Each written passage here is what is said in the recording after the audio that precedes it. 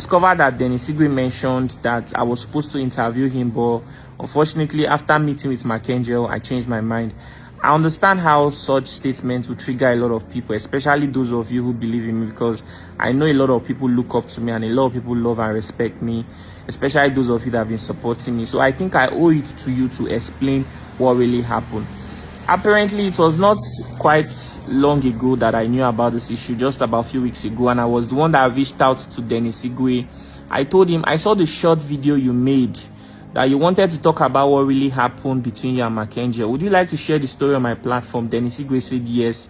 I said, okay, where are you right now? He said he's in Port Harcourt. I said, oh, I'm in Abuja and I just left Port Harcourt. How are we going to meet? Although I have a flight that already booked to Enugu State, because there was this Nollywood actress that period that was in the hospital, and the family were reaching out to me that they really need help. They need to raise money for her hospital bills. But unfortunately, the day before my flight, I think she passed away. Anyways, I was still going to go to Enugu, and I knew I was going to see Dennis Igwe. Surprisingly, coincidentally, I don't know how it happened though, but Makengel came to Abuja, and then I reached out to him. I told him that I'm going to be interviewing Dennis Igwe, you know, that he has something to say about what really happened between the both of you. Would you like to share your own side of the story? Then Makengel explained to me that this is not the first time that Dennis have attempted to make an interview about what happened between the both of them. That at some point the case even went to the police station. He explained a lot of things to me anyway. So I then reached out to Dennis again. I told him that, oh, I was with Marco and this is what Mark had to say.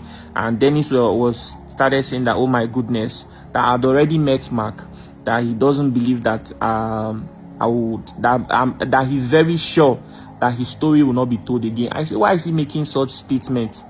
That, I mean, if you come to somebody's platform to make, you know, a claim, do you understand me? In as much as people would love to hear this story, this is somebody, you're talking about somebody else's life. It is important that somehow they are aware of what you want to say. Nobody is saying you cannot share your story, but there's what they call defamation or something like that. I told him that, bro, I am still interested to interview you, but I've listened to both parties. Is it possible that we see how we can have a meeting together? I mean, the both of you, instead of you telling me your own side of the story, Makengel telling me his own side of the story. As at this point, I'd already flown to, I don't know if my English is correct, to Enugu. I had invited all the people I was going to tell their story, Emmanuel Day and other people.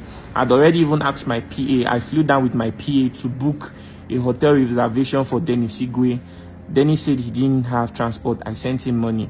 So he was even on his way and he was even very happy. Then I called Makengel. I told him that, is it possible for him to be present, because I would like him to be part of this conversation. He said he couldn't get any flights to Enugu, that he's on his way to Port Harcourt. That then I told him that, please let us see how we can have a meeting about this instead of just rushing to social media to talk about it. He said he wasn't interested. I should continue with whatever it is I want to do with Dennis. I told him that it is, and then I called Dennis. I said, Dennis, this is what Mark is saying. You within yourself, do you have interest to settle with Mark? Let's see if this issue can be handled behind the scene. Dennis told me he doesn't mind. He's willing to settle. I called Mark. It took me 3 hours on the phone to convince Mark. Mark finally agreed that the meeting was going to be in Port Harcourt. I didn't even know at this point I was even fooling myself, you know. So I was already done with all my shoots. At this point, I was supposed to go back.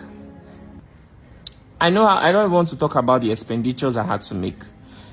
I had to travel down to Port Harcourt. The when we got to Port Harcourt, even took me time to see the both persons. These are people that I'm trying to even still see if I could help them. I'm just innocent in the whole thing anyway. So we agreed we are going to have a meeting in the night, and yes, because according to Makengel, he said he had some visitors. He was having a very busy time. Although he said we are going to have the interview in his house. Later he said his house is really, really far. That is not in the center of Port Harcourt, in the town. So let's find somewhere else to meet, maybe my hotel. I said no problem. I told Dennis Hinton. Dennis came around. Then Mackenzie later came. But that day we had that meeting was like a Friday night. So there was a club in the hotel I lodged and it was really, really loud. So we couldn't have a meeting there. Then Mackenzie said, let's drive somewhere. So we drove to a quiet place to have the meeting. Then Igwe came with his sister and his manager, while Mackenzie came with another content creator. I've forgotten the guy name though. But he's a comedian as well. Then me, I came with my PA. We all sat down together. Then I was one that started the conversation. I thanked everybody for coming. Then